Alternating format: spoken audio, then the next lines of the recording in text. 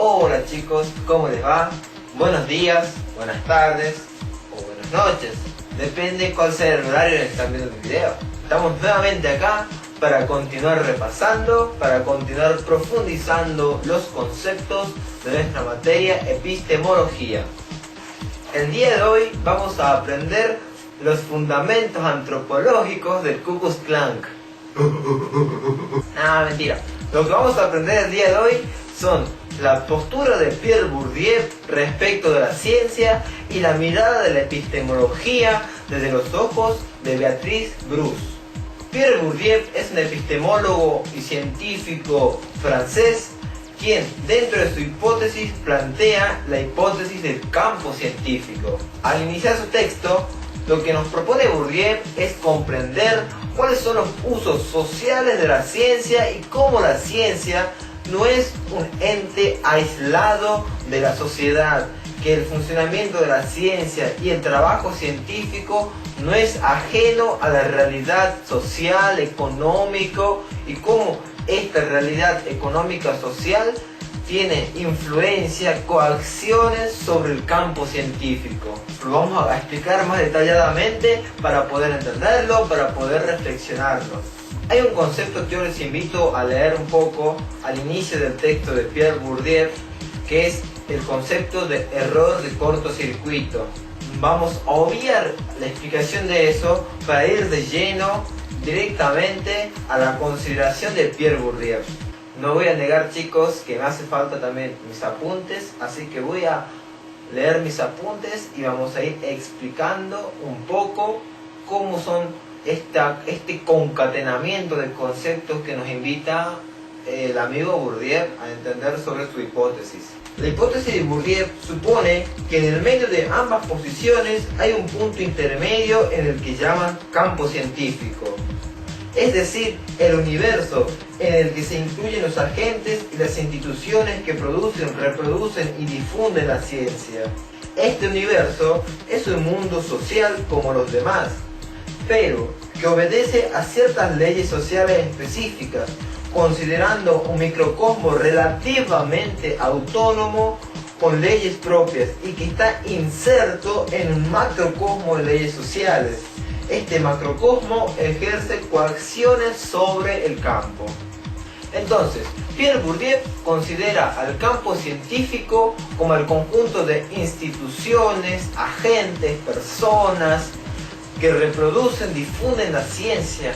Por dar un ejemplo, podríamos decir que el INTA es un campo científico que reproduce la ciencia, que preserva el conocimiento científico, en este caso, dentro de los conocimientos bioeconómicos. Bourdieu, al decir que la ciencia es un microcosmos relativamente autónomo, que está inserto en un macrocosmos social, lo que nos quiere decir es lo siguiente. Quizás la palabra microcosmo nos dice que es algo pequeño, o un mundo pequeño, una constelación pequeña, que está inserto en un macrocosmos, en un espacio, en un universo más grande. Si hacemos una analogía, un ejemplo geográfico, podríamos decir que Jujuy es un microcosmos dentro del macrocosmos que es el resto del país. Por lo tanto, de acá empezamos con la idea de que la ciencia no es aislada o ajena a la sociedad, al contexto socioeconómico, político en el que se encuentra tal o cual institución que genera ciencia. Entonces, de este concepto empezamos a la deducción de otros conceptos más complejos, más específicos dentro del tema, que son la ciencia pura y la ciencia servil. Entendamos a la ciencia pura como aquella ciencia liberada de sus aspectos sociales, económicos, que no tienen ninguna relación respecto al contexto. Y entendamos entonces a la ciencia servil como aquella que se adapta a las necesidades del contexto, aquella que se adapta a las necesidades sociales, económicas, políticas, ideológicas del contexto en el que se halla tal o cual institución científica. Esto deben memorizárselo porque en lo personal, en el primer examen, me fundieron con esta pregunta. ¿Qué son las refracciones de un campo científico? La respuesta correcta y su correspondiente explicación son las siguientes. Es la manera de retraducir las coacciones externas y las demandas socioeconómicas políticas que están basadas y fortalecidos en la autonomía del campo científico. Dicho de otra manera, es la capacidad que tiene un campo científico en tratar de evitar o al menos de manejar de una manera sana, de una manera coherente, todas aquellas demandas, coacciones, situaciones que no corresponden a lo científico pero que le afectan. Por ejemplo, tenemos un laboratorio bioquímico que se dedica al descubrimiento y elaboración de distintas vacunas para evitar determinadas enfermedades. Este tipo de laboratorio podríamos considerar que no tiene nada que ver con lo político, no tiene nada que ver con lo económico. Y es cierto. ¿Por qué? Por el mero hecho de que su trabajo consiste en el descubrimiento de distintas variaciones químicas, de distintos elementos, a manejar agentes patógenos, entre otros. Pero ¿cuál es la casualidad? Que como este laboratorio científico está inserto dentro de una sociedad, hay leyes sociales y políticas que le afectan, leyes sociales que le influyen, que coaccionan sobre este campo científico. Por ejemplo, la suba de impuestos, las libertades de prensa, entre otras cosas, leyes políticas, económicas, sociales que le afectan, leyes políticas, sociales que influyen sobre el campo. Por lo tanto, acá vemos cómo, por más que no tenga nada que ver con lo político, con lo social, el campo científico está afectado de una manera u otra, directa o indirectamente, con lo que sucede en el contexto en el que se encuentra. Y dice entonces el concepto de refracción que mientras más autónomo sea un campo, más capacidad de refracción, de evasión, de esquivada, podríamos decir, tiene el campo científico respecto de las situaciones de su contexto. Otra característica que posee el campo científico es la estructura del capital científico. Entendamos capital científico como es una especie particular de capital simbólico fundado en el acto de conocimiento y reconocimiento o créditos otorgados por el conjunto de los pares competidores dentro del mismo campo científico, el cual le da a individuos e instituciones el poder de manejar las reglas mismas del juego dentro de este campo científico. Capital científico es el conjunto entonces de conocimientos y reconocimientos que se le otorga a cierto espacio científico, a cierta labor de investigación científica. Y según el capital científico, si es alto, si es bajo, si es medio, esta comunidad, empresa científica va a tener más o menos poder sobre los pares competidores. Hago un ejemplo. Consideremos la existencia de dos sociedades de investigación científica psicológica. Por ejemplo, por un lado podemos tener a la Sociedad de Científicos de Jujuy y por otro lado podemos tener a la Sociedad de Científicos de Chubut. Ambos tienen su propio capital científico, tienen su propia labor, su propio objetivo de estudio. Quizás la Sociedad de Chubut tiene un método, tiene una escuela, una focalización.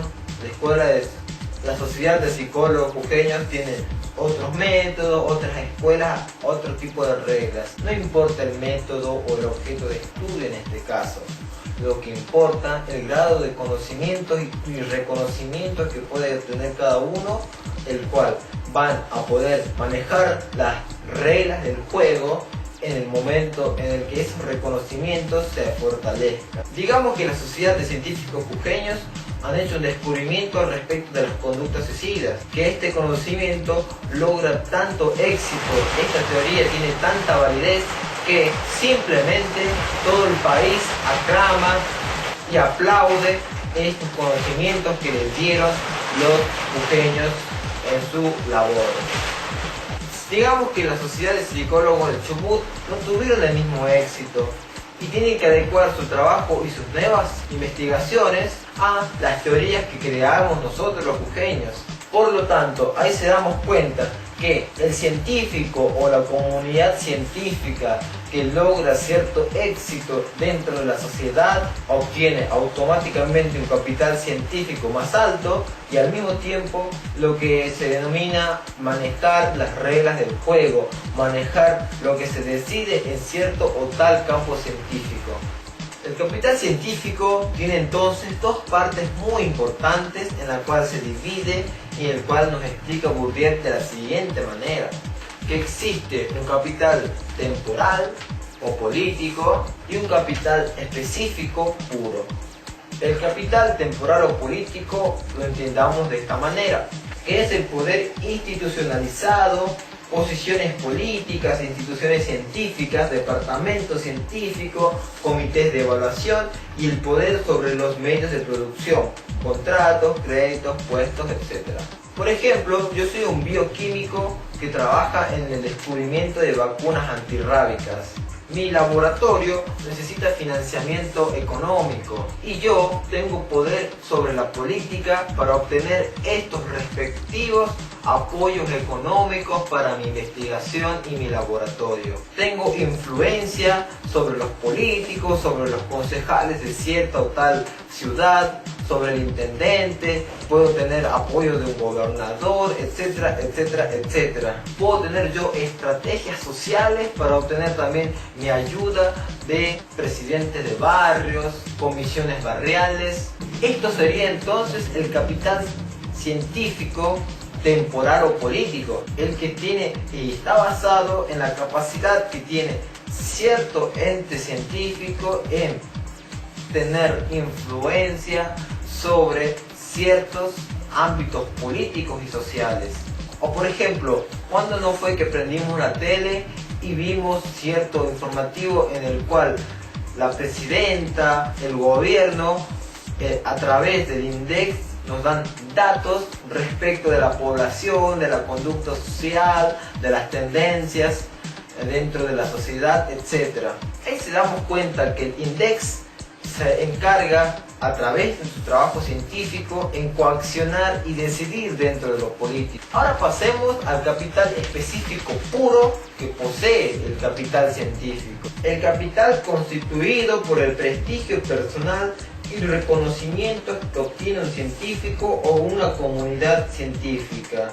Es totalmente independiente del primero.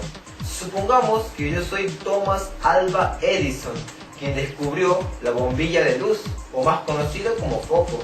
Yo, como buen descubridor, he recibido aplausos y aclamaciones de otros científicos y de la sociedad misma en sí por haber descubierto una herramienta tan útil por la cual, bueno, es fácil obtener la luz, etc. Y gracias a este descubrimiento y quizás a otros descubrimientos, logré que las personas tuvieran cierto respeto, obteniendo yo un cierto reconocimiento personal respecto de los demás. Por lo tanto, yo como un buen descubridor recibo el reconocimiento y la valoración de una comunidad científica, de decir que yo soy un buen científico, soy un excelente descubridor, etc. Este reconocimiento y valoraciones que obtienen los investigadores científicos se vale mucho de su carisma, se vale mucho de la persona misma del descubridor o la comunidad científica. Razón por la cual ese reconocimiento me lleva a tener poder e influencia sobre las demás comunidades científicas. Yo como Thomas Edison puedo llegar a ser un profesor de electrónica aplicada y todos van a creer en mí y van a suponer que mis alumnos van a ser futuros y brillantes científicos por el mero hecho que les estoy enseñando yo, un ya reconocido científico. O yo, como un buen científico, puedo decir que tal o cual científico es también un buen científico. Quizás nadie lo conoce, pero cuando yo lo recomiendo, este adquiere nuevo reconocimiento porque yo lo estoy recomendando. Yo, que soy un gran científico, estoy recomendando a otro que se está iniciando. Y ahí vemos entonces esto del capital puro, es el capital del reconocimiento, valoraciones e importancia que se le dan a cierto científico o comunidad científica. Y para finalizar los conceptos de Pierre Bourdieu, tenemos el concepto de hábitos. Ya dijimos que toda ciencia, que toda empresa científica debe ajenarse, debe alejarse de las situaciones políticas, sociales, económicas, etc. El hábitus sería entonces como la capacidad y ética que tiene que tener un científico para no entreverar su ciencia, su conocimiento, su teorización con las situaciones políticas, sociales del contexto en el que trabaja. O al menos de tratar de que esto no suceda, de entreverar lo político con lo científico. Y de esta manera entonces acabamos de ver los principales conceptos que nos dice el amigo Pierre Bourdieu dentro de su teoría de que los campos científicos son microcosmos relativamente autónomos. A continuación vamos a analizar el texto de Beatrice Bruce, el cual es Distancia y Compromiso. Unos pequeños detalles antes de entrar de lleno a la parte principal del texto es que Beatrice Bruce nos recuerda lo que nos dijo Francis Bacon respecto de qué es la ciencia. Y en la cartilla, en la página 117 al revés, dice lo siguiente: que la ciencia no es solo especificidad metodológica y sistematicidad teórica, sino una institución social determinada que posee recursos materiales y humanos necesarios y suficientes para generar tal o cual conocimiento. Si se damos cuenta, Francis Bacon nos dijo lo mismo que nos dijo después Pierre Bourdieu, que la ciencia no es aislada a la situación socioeconómica, que está inserto dentro de un contexto social. El tema central de Beatrice Bruce es determinar cómo es el objeto de estudio dentro de las ciencias sociales. Establece que el objeto de estudio de las ciencias sociales no es igual respecto del objeto de estudio de las ciencias naturales. El objeto de estudio de las ciencias naturales no tiene comportamientos subjetivos. Si yo fuera científico de este palito no tendría ninguna visión respecto de mi persona. Si yo lo investigo, no tendría ningún tipo de objeción, negación respecto de lo que yo estoy tratando de investigarle. Pero en el caso del objeto de estudio de las ciencias sociales, el objeto de estudio somos nosotros, las personas. Un sujeto que investiga a otro sujeto. Pero más aún de importante es considerar que el sujeto que investiga, el investigador, forma parte del mismo contexto del cual está investigando. Forma parte del propio objeto de estudio que él investiga. Tengo que reconocer yo que formo parte de los individuos a los cuales yo estoy investigando. Formo parte del contexto de la situación. Por lo tanto, comprender lo que pasa en mi ciudad, comprender lo que pasa en mi contexto, es comprenderme nuevamente a mí mismo. Porque yo formo parte del objeto de estudio en el cual yo estoy investigando como investigador.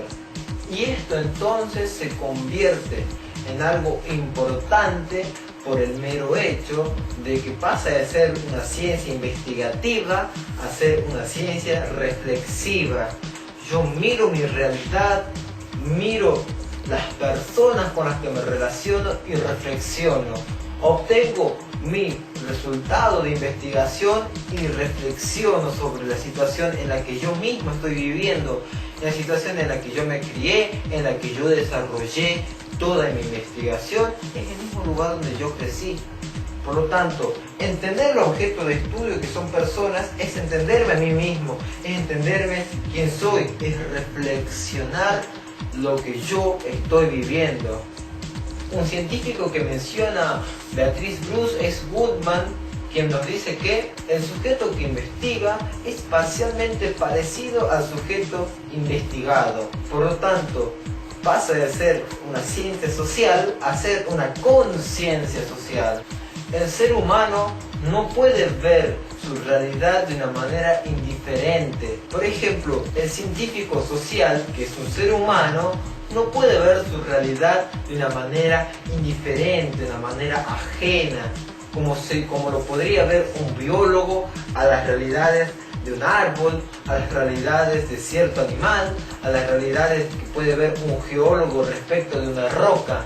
El científico social, ya sea un sociólogo, un psicólogo, un economista, analiza su realidad y se siente parte de esta realidad social. Leamos un pequeño párrafo que se encuentra en la página 119 al revés, que dice lo siguiente: en definitiva, cuando se presentan problemas de índole social, los problemas gnoseológicos se vuelven problemas políticos. Incluso la enunciada posición de neutralidad axiológica está jugando una finalidad de preservación del orden social. El científico, al ver su realidad y habiendo reflexionado, este tipo de conocimiento no queda en la mera teoría, sino que es el compromiso del científico en transformar sus resultados en actos concretos de solucionar tal cosa, de mejorar tal situación. Por eso dice que los problemas de índole social dejan de ser problemas gnoseológicos, problemas del conocimiento, que no se queda en la mera teoría, que no se queda en la mera hipotesización, sino que pasan a ser problemas políticos, porque habiendo obtenido un resultado, puedo decir que tal sociedad merece que se tenga en cuenta las conductas suicidas, que hay tendencias a las conductas suicidas. Es necesario que el contexto político tome cartas en el asunto. Por eso el título del texto es Distancia y Compromiso. Yo debo ser distante de mi objeto de estudio, debo ser distante de la persona que estudio. Tengo que tratar de lograr la mayor objetividad, ajenándome de lo que yo pienso, de mi postura respecto de mi objeto de estudio. Pero aún así tengo el compromiso de mirar a este objeto de estudio que son las personas, mirarlo, reflexionarles y tratar de que el resultado de mis investigaciones lleguen a un puerto, que no queden en la mera teoría, que pasen a ser problemas tenidos en cuenta, que pasen a la acción preventiva, a la acción política social, para tratar de prevenir o manejar cierta situación que ocurre en cierto o tal contexto. Bueno chicos, ojalá les guste mi video, ojalá. Creo que a veces no se me entiende, creo que a veces me complico yo mismo con la explicación. De todas maneras, no tengo ningún problema. Que si tienen alguna duda puntual, vengan, me la propongan, me digan: Ariel, no entendí tal cosa, Ariel, me falta entender otra cosa. No hay problema. Nos vemos para el próximo video y ojalá que, bueno, la pasen bien, se sigan portando bien, y si se portan mal, obviamente no olviden de invitarme. Chao chicos, los quiero a todos.